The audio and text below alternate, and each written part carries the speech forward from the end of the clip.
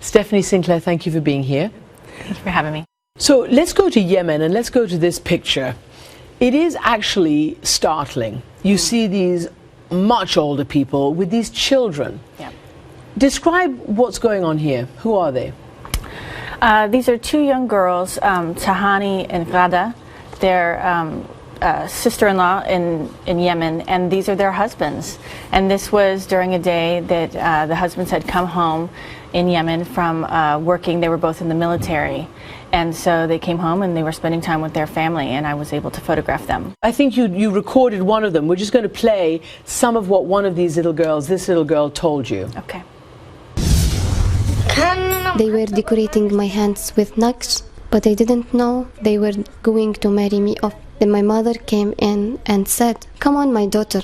They were dressing me up and I was asking, "Where are you taking me?" I mean, I think that's what's so heartbreaking about this, that they often don't know what's happening to them, and they're told that we're going to a party or we're going to a celebration, and then this happens.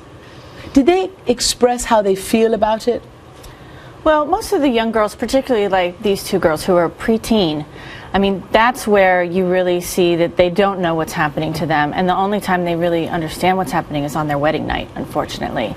And you know, I think that it's just this harmful traditional practice of child marriage is just so embedded in some of these cultures that the families don't protect them as they should. And they, as you said, they don't know anything, and then here's this young girl. How old is she? This is a young girl named Asia, and she's 14 here. She already has 2 children in this photograph. 2 children. Mm-hmm. Well, here's the newborn. Yeah. And oh, there you have in the corner there, yeah. And she was still actually, you know, was bleeding still from her birth of the child, and she didn't really know what was happening to her body.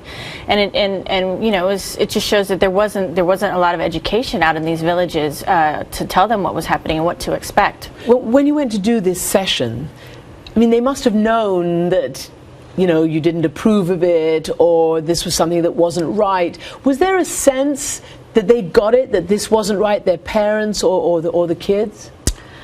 Absolutely. I think, I mean, this whole project, I've been working on this for about 9 years now, and this whole project was done with the help of the people from these communities. So all the access I got to each of the families was through the people who wanted this to stop because they could see the harmful repercussions. That's kind of interesting, because usually you might find yourself sort of blocked out from the community. I mean, did the men know? Did the parents know? How did that work? How did they give you permission to do it? I was very straightforward. I mean, you know, I went to them and I told them what I've been working on. I've showed them pictures that I'd made previously on the topic, and I was just very honest with them that, you know, we're working together. Hopefully to bring solutions and to help their communities prosper. At the same time, we also have serious issues in our country, and I was you know, I made sure to point that out. You know, for them, we have kids who get pregnant at 13 and aren't married. That's even worse. I mean, here in the United States, here in the United West. States, exactly. So they think that that's even worse because there's nobody to protect them. So, you know, I was very candid with some of the issues we have as well. And then, this is an amazing picture. This young girl, she actually got a divorce. I mean, look how young she is. Tell me about her, how old, how she managed to get rid of this man. This is Najud Ali, and she was married when she was 10 years old. And this is just a shocking story because she went, a couple months after she was married, she went to the court and found a lawyer, a woman named Shada Nasser, and asked her to help her get a divorce, and she was granted. How rare is that? I never ever heard of something like that.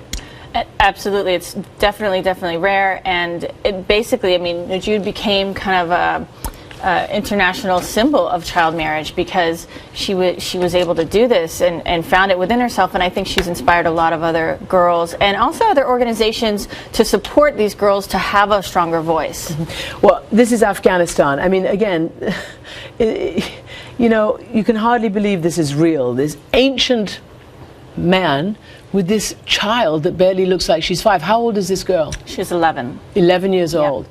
And what's expected to happen? Are they meant to consummate the union? Is the girl a slave in the house until she comes of age, or what?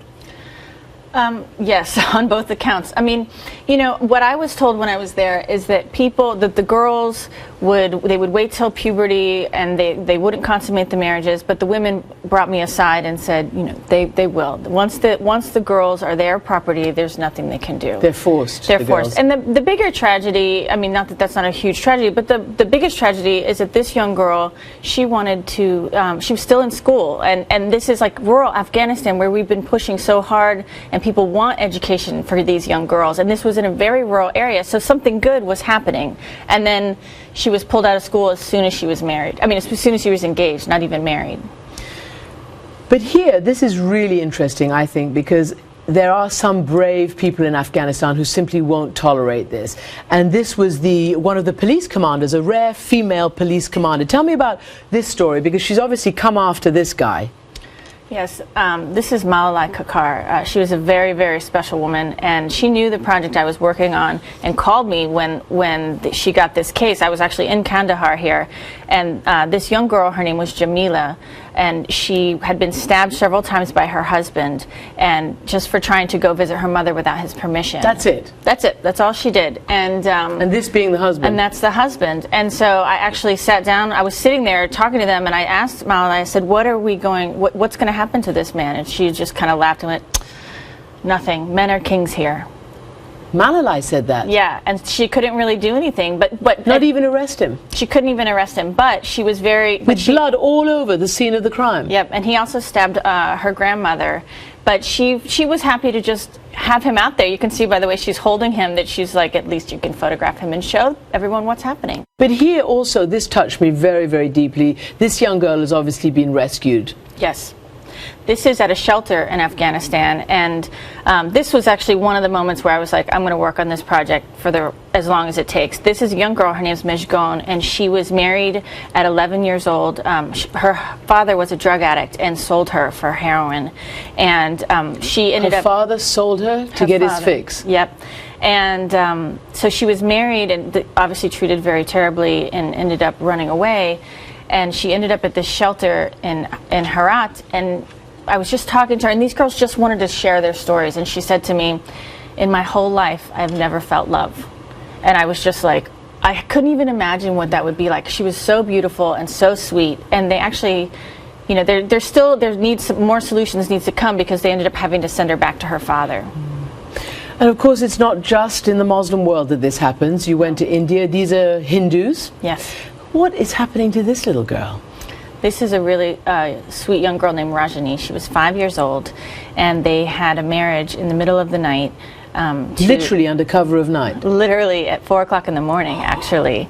And her two older sisters were married to two other boys. So it was 3 siblings marrying 3 other And for what siblings. reason? Is it tradition? Is it for money? Is it to get rid of the girls? What is it?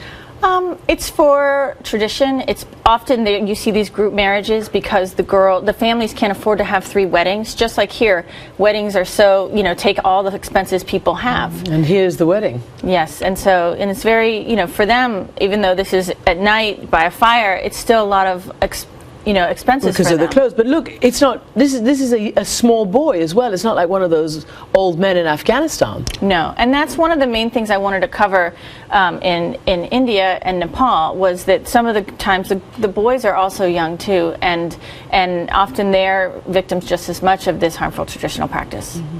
And then finally, I mean, of all these wonderful pictures of yours that we've selected, we selected some from Ethiopia because, again, this just looks like an abduction. I mean, this girl is wrapped up, put on a mule, and taken away in the desert. Is that what you found there?